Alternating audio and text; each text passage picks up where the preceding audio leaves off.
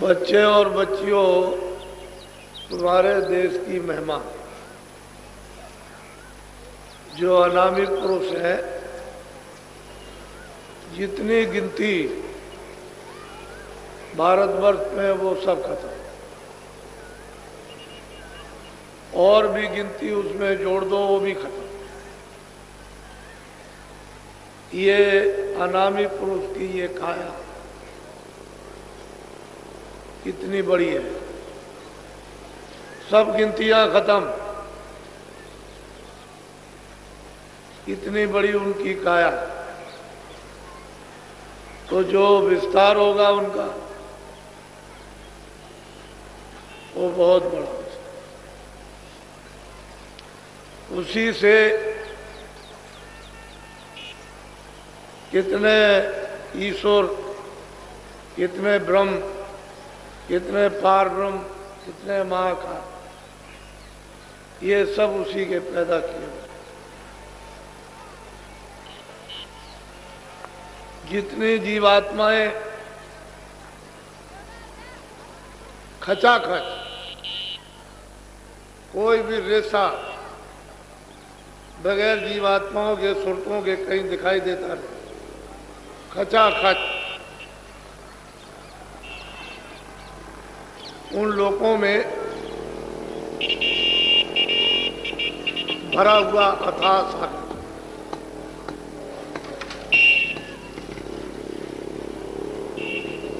जो वहाँ की जो सुरतें वहाँ रहती हैं, उनके लाखों लाखों ब्रह्मों के बराबर, यानी एक एक सूरत में प्रकाश है। वो ब्रह्म और ईश्वर की वहां कोई महिमा नहीं, वो पार ब्रह्म की वहां कोई भी महिमा नहीं। वो एक सूरत, एक एक सुरतों का, एक एक जीवात्माओं का इतना इतना प्रकाश, ये कुछ नहीं। ये सारी जीवात्माएं वहीं से आई। जब उन्होंने अपने से अलग रचना का विस्तार किया तो पहले अगम लोक मंडल बनाया, वहां अगम पुरुष को स्थापित कर दिया। उनकी महासंघ से भी ऊपर की ये उनकी काया है। फिर उन्होंने अलग लोक स्थापित किया, अलग पुरुष को वहां बैठा दिया। उनकी थोड़ी ही कम ऐसी उनकी काया। फिर सतलोक उन्होंने स्थापित किया, सतपुरुष को बैठा दिया। ये अनामी पुरुष ने ये तीनों लोगों की अपनी स्वेच्छा से स्थापित, और वो तीनों लोग एक रस है, एक रूप है, एक रस है, स्थिर है, अस्थायी है, परिवर्तनशील नहीं। सतलोक से, सतपुरुष से ये विस्तार है। तो जितनी जीवात्माएं सतलोक में खचाखच भरी हुई है, वो सब लाखों लाखों एक सूरत ब्रह्म की अस्थि। ब्रह्म में कोई अस्थि नहीं, ईश्वर में कुछ नहीं। ये तो वहां का खेल होता। फौरन उड़ी, और उन्होंने इतने देखते देखते एक पलक के मारते इतने बड़े बड़े महल बना दिए कि खरबों योजन ऊंची। उस देश की अर्वचनीय महिमा, ये सब जीवात्माएं वहीं से लाई गई। सतपुरुष ने जब अपने से ईश्वर ब्रह्म और पार ब्रह्म महापाल पुरुष को अलग किया मंडल बनाकर, तो इन सब लोगों ने अपने अपने मंडलों में तपस्या की, और ये लिखन पढ़न का काम नहीं है। जितनी स्याही समुद्र में बनाओ बन रहा है कि कल में पत्तों की बना लो पृथ्वी को कागज, इतने दिनों तक आप उस पर लिखो ये सब खत्म। इतने दिनों तक इन्होंने तपस्या की। ईश्वर ने जिसको खुदा कहते हैं, ब्रह्म ने जिसको रब कहते हैं, पार ब्रह्म ने जिसको अल्लाह कहते हैं, महाकाल पुरुष ने सबने तपस्या की घना घोर और सत्पुरुष को खुश करने कि हमसे प्रसन्न हो जाए। हमको देश से क्यों निकाल दिया, अलग क्यों कर दिया, कोई कारण तो होगा ही। अब वो तो उनकी मौज मर्जी की बात। इतने दिनों तक ये तप करते रहे, तब वो उसके बाद सत्पुरुष इनसे प्रसन्न हुए कि तुम्हारी तपस्या पूरी हुई, हम तुमसे खुश हैं, बोलो तुम क्या चाहते। फिर उन्होंने सतलोक के समान राज मांगा कि जैसा आप, इनको मालूम हो गया था कि मुझको निकाल दिया, तो राज मांगा कि आपके राज के समान ही हमको राज। तो मौज मर्जी सत्पुरुष की थी। उन्होंने मतलब ये कहा चाहे मत। तो जीवात्माओं के बगैर, सुरतों के बगैर यहाँ कोई रचना नहीं हो सकती किसी भी मंडल में। जब वो सुरतें आएंगी तभी रचना बैठेगी। वैसे तो जीवात्माओं का भंडार एक छोटा सा सब लोगों में सत्पुरुष ने तकसीम कर दे। वो तो अथाह सागर है, उसके लिए क्या, उसमें से जरा सा दे दिया। उसमें अथाह सागर भरा हुआ, उसका तो कोई पारावार नहीं। तो एक छोटा सा भंडार सुरतों का अपने अपने मंडलों में ऊपर से देते चले आए। तो इनको भी बांट दिया निरंजन भगवान को। ऐसे ही ऊपर से बांटते चले आए। तो अपने अपने भंडार को इन्होंने सबने स्वीकार कर लिया कि मालिक मुझसे प्रसन्न हो गए। बस ये भंडार लेकर के उधर तो नामी के द्वारा उतार के ले आएंगे दूसरा कुछ। जब उतारा जाएगा तो एक आवाज से दूसरी आवाज, एक नाम से स्थान तक ले आएंगे तो वहाँ वो नाम वही, फिर वो अपने नाम पर उतार लेंगे, अपनी आवाज पर, अपने बाजे पर। तो ये धीरे जाए तो ठेका बनाया कि इतने दिनों तक तो सब यहाँ रहो। कितने जुग बीत गए, अनगिनत, गिने नहीं जाते हैं। सतयुग त्रेता द्वापर पहले तो थे ही नहीं। ये सतयुग द्वापर त्रेता कोई नहीं था, न कलयुग। कहते हैं अनगिनत युग बीत गए तो धीरे धीरे उतारा गया। पहले महाकाल पद में आए, फिर नीचे ब्रह्म पद में, धीरे धीरे ठेका बनाकर, ताकि एकाएक चली जाए तो यहाँ तो घबराएंगे, यहाँ लड़ नहीं सकते। तो धीरे धीरे उतार उतार कर धीरे धीरे फिर जब ब्रह्म स्थान पर ले आए तो वहाँ इनको बहुत आनंद में थे, कोई तकलीफ तो वहाँ थी नहीं। तो इन सभी जीवात्माओं पर एक कपड़ा डाल दिया, बहुत बारीक लतीफ। लतीफ कहते हैं झीना, शब्द, स्पर्श, रूप, रस, गंध, ताकि इनको इन चीजों का बोध हो जाए। शब्द का भी बोध हो जाए, रूप का भी बोध हो जाए, स्पर्श का भी बोध, गंध का भी बोध हो जाए, यानी पांचों चीजों का बोध हो। तो सूरत को मालूम तो हो गया कि मेरे ऊपर में कोई चीज फेंक दी गई, लेकिन वो इतना तेज, इतना प्रकाश कि उसमें कुछ पता भी नहीं चल सकता। कपड़ा डालते हैं, इसको कहते हैं कारण का। यही से कारण बीज बनेगा। शब्द, स्पर्श, रूप। पहले तो सूरत शब्द रूप थी, वो तो स्वयं ही शब्द रूप थी। उसको तो उससे तो दूसरे ही यानी अनुभव करते थे। तो जब यहाँ कपड़ा डाल दिया, धीरे धीरे धीरे धीरे शब्द, स्पर्श, रूप, रस, गंध, बहुत तत्वों तक। ये वहां के कितने युग बीत जाए, यहाँ के नहीं, तब तक वहां वो रहे। फिर नीचे उतारा गया तो वो जो मसाला था वो नीचे मोटा बनेगा, तो सूक्ष्म जब निरंजन भगवान के स्थान पर आए तो वहाँ एक है उससे थोड़ा मोटा प्रकाश, वहाँ भी है, वहाँ भी कोई अंधेरा नहीं है, तो मोटा कपड़ा डाल दिया, बहुत वो भी बारीक, शब्द स्पर्श रूप रसगंध और मन बुद्धि चित्त और अहंकार, बस 9 तत्व, ऊपर 5 तत्वों का नेतृत्व। ये मंडल है इनके, ब्रह्म के और ईश्वर के अलग अलग, ईश्वर का मंडल अलग है और ब्रह्म का अलग अलग मंडल है इनके, बहुत बड़े बड़े। उन मंडलों में कितनी त्रिलोकियां,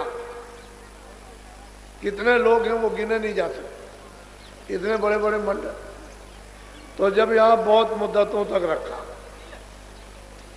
फिर धीरे से नीचे उतारा, तो आद्या मां शक्ति ने इन पर उससे मोटा कपड़ा डाल दिया, थोड़ा सा मोटा, उसको कहते हैं लिंग से।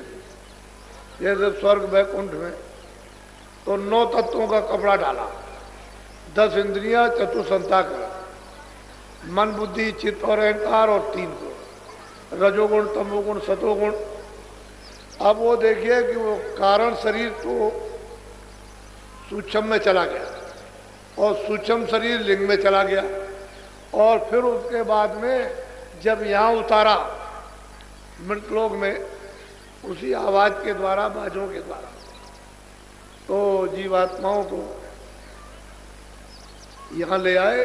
तो सबसे नीचे वाली आवाज है घंटा से, इसको पकड़ के जब यहाँ उतारा गया तो माँ के पेट में खोल तैयार करके, और उन्होंने जब 5 महीने का हो गया तो सूरत को दोनों आंखों के बीचों बीच उस खोल में बैठा दिया। तो ये खोल क्या, 5 तत्वों का, जल पृथ्वी अग्नि वायु आकाश, ये तो 5 का हो गया। उसके अंदर वाला 9 तत्वों का हो गया। फिर उसके अंदर जो है वो इसके ये 5 तत्वों का लिंग शरीर 17 तत्वों का, फिर उसके अंदर 9 तत्वों का शरीर, फिर उसके अंदर 5 तत्वों का। अब इस तरह से इसने कपड़ा पहन रखा। अब इसको अगर कोई नहीं जानेगा तो इसका कपड़ा कोई उतार नहीं सकता, ये आभूषण है उसका। तो इतने कपड़े सूरत ने पहन रखे।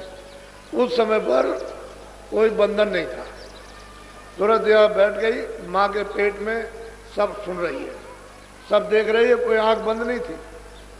जैसे ही 9 महीने का बच्चा पैदा हुआ तो आंख भी खुली, कान भी है, सब बातें सुन रही और सब देख रही है और चढ़ती चली जाती है। उसे रोक टोक नहीं है, चढ़ जाती है। एक इसको उतार दिया, छोड़ दिया, फिर उसने लिंग को उतारा, उसको छोड़ दिया, फिर उसने सूचक को उतारा, छोड़ दिया, कारण को उतारा, छोड़ दिया, चली जाती। और रोज दरबार में सतलोक में हाजिरी से सब जितनी भी ये सुरतें जीवात्माएं सब रोज जाती थी। उस समय जाने आने का कोई बंधन नहीं। अब इनको कहा गया कि भाई तुम गंदगी ये अपनी छोड़ देना, गंदगी को पास न रखना, वहीं तो जो सुरतें यानी मतलब गंदगी छोड़ दी, सर से निकल गई। इनकी अवध रखी 1 लाख बरस, तो बहुत चली गई वापस, वो कम नहीं गई, बहुत गई। लेकिन जब ये मालूम हुआ कि सब चली जाएंगी तो निरंजन भगवान ने फिर अब इनके लिए रोक टोक खड़ी कर, फौरन उन्होंने शक्तियां पैदा करके और उनका जन्म दिलवा दिया और उनको आदेश दे दिया कि जंगल में चले जाओ घोर तपस्या। वो चले गए ब्रह्मा विष्णु महादेव और वहाँ 20,000 वर्ष तप किया। फिर उनको जब समाधि लगाई तो उनको देववाणी हो गई कि तुम चारों वेद विधान बना। बस यही से सब बंधन हो गए। ये कूड़ा कचड़ा, ये सब पाप का पुण्य का, अच्छे का बुरे का, न्याय का सत्य असत का सब ये पड़ेगा, क्योंकि उस समय तो आँख खुली थी, कान खुले थे, रास्ता कुछ बंद नहीं था, नाक भी खुली, जाते थे आते थे। बस इतना ही था कि जा रहे आ रहे अपना घोंसला देखे हुए, फौरन उतर के आए, अपने घोंसले में आ गई। ये उनका घोंसला था, पंचभौतिक शरीर। लेकिन जब अवध पूरी होगी तब चले जाए। तो फिर पीछे से ये झगड़ा लगा दिया। तो जब ये झगड़ा लगाया तो फिर गंदगी इसमें छन करके वो तो कारण लोक में चली गई जमा हो, कुछ सूक्ष्म लोक में गंदगी जमा हो गई, कुछ लिंग लोक में गंदगी जमा हो गई। जो बारी बारी अशुभ कर्म हुए वो मतलब ये कि शरीर में जमा, तो मन और बुद्धि और चित्त और ये सब गंदे हो गए, अंतःकरण गंदा हो गया। फिर वो जीवात्मा जो स्वच्छ और साफ बैठी हुई थी वो गंदी होने लगी। तो इस बार आपने कूड़ा कचरा डाल करके इसको गंदा कर, तो आँख भी बंद हो गई, कान भी बंद हो गए, नाक, क्योंकि ये तो वहाँ लेकर के आई थी। इस बार तो कोई पर्दा था नहीं, तो आँख पर, कान पर, नाक पर, इसमें तो सुधा ये चीज है, वहाँ भी रहेगी तब यही चीज है। तो जो चीज कुदरती है जिसको कोई बना नहीं सकता वो उसके अंदर मौजूद। आँख भी है, कान भी, नाक भी, अब गंदगी पड़ गई, बस यही से बनना। आज़ादी दे दी, उसने कहा जो भी कोई कर्म करेगा मृत लोक में वो अपने अपने कर्म का फल भोगेगा। अब वो पता ठिकाना तो हम भूल गए, अपने घर में आने का, भाई किस रास्ते से जाएंगे, घर में पहुंचेंगे वो भूल गए। अब यहीं पर लगे झगड़े में, बस यहीं पर बस बस्ती बसाने लगे, इच्छा बसाने लगे, ममता करने लगे, आशा बांधने लगे, बस यही झगड़े। अब आपकी वो आशा खत्म हो गई, इच्छा खत्म हो गई कि अपने घर का कैसा आनंद है, कैसा सुख है, कैसी सुंदरता है, कैसी शक्ति है, कैसा ज्ञान हो, भूल गए। सही बात तो सही है कि ये आपका ये प्रदेश है। और देखो आप 50 वर्ष के हो गए, 60 वर्ष के, 70 वर्ष के तो जाने, और वैसे तो बच्चा आता है जब समय पूरा हो जाता है कर्मानुसार, तो 2 साल का भी चल दिया, 4 साल का भी, 10 साल। लेकिन अगर पूरी आयु आपको मिली है और संभाल के लिए चलोगे तो 50 भी जा सकते हो, 60 भी जा सकते हो और 80 भी जा सकते हो। संयम बिगाड़ दोगे तो पहले ही चले जाओगे, क्योंकि श्वासों की पूंजी खत्म हो जाएगी संयम बिगाड़ने से, तो पहले ही आप इस मकान से खाली कर दिया, चले जाओ। बस ये कर्मों का बंधन हो गया, और जीव जो है इस बंधन में फंस गए। अब उसने और नीचे फिर सजाए, उनके कारागार बना दिए, तो जीवात्माओं को कहीं निकल ना जाए तो सजा देने लगे। अब वो चले गए, अब कब होगा, तो ये उनका काम यही है। और इन्होंने ऐसी ऐसी रचना की है, स्वर्ग में की इतनी सुंदर रचना, तो वहाँ पर मतलब ये है कि स्त्रियाँ भी है, पुरुष भी हैं, छोटे छोटे बच्चे भी दिखाई देते हैं। बहुत सुंदर रचना, बहुत खूबसूरत, यानी चित्रकारियों से ऐसी सुंदर है। वहाँ के लिबास, पहरावा, कपड़ा तो नहीं है रुई का है, रेशमी ये कपड़ा तो नहीं, लेकिन मालूम होता है कि ऐसा सुंदर कि वो जेवर वगैरह जो उसकी काशी पहराव, बेल बूटों का इतना सुंदर है कि वो मोहित हो जाए, ऐसा लिबास। स्त्रियाँ जो वहाँ की चमकीली है, यानी वस्त्रों को मालूम होता है पहरे हुए इतने चमकदार हैं कि तुम फौरन मोहित हो जाओ। वो अप्सराएं उधरी रहती है, नित्य नाच, नृत्य होता रहता है। ये नाच आज क्या चीज है, कुछ नहीं, हर वक्त 24 घंटे हर क्षण नाच होते रहते हैं, विचित्र भांत के नाच। तो साधक के लिए तो अगर कोई बताने वाला नहीं तो उधर से आगे जा ही नहीं सकता, वो तो वहीं फंस जाए। तो उसने ऐसा माया का जाल कि इससे बचो, यहाँ तो वहाँ लक्ष्मी है, सावित्री है और पार्वती, और वहाँ स्त्रियाँ हैं, दोनों घेर लेंगे, ऊपर नीचे दाएं बाएं रिद्धियाँ सिद्धियाँ सब घेर के खड़ी हो जाती हैं। तो बुद्धि का हरण, प्रलोभन दे देंगे, बस आपकी साधना खत्म।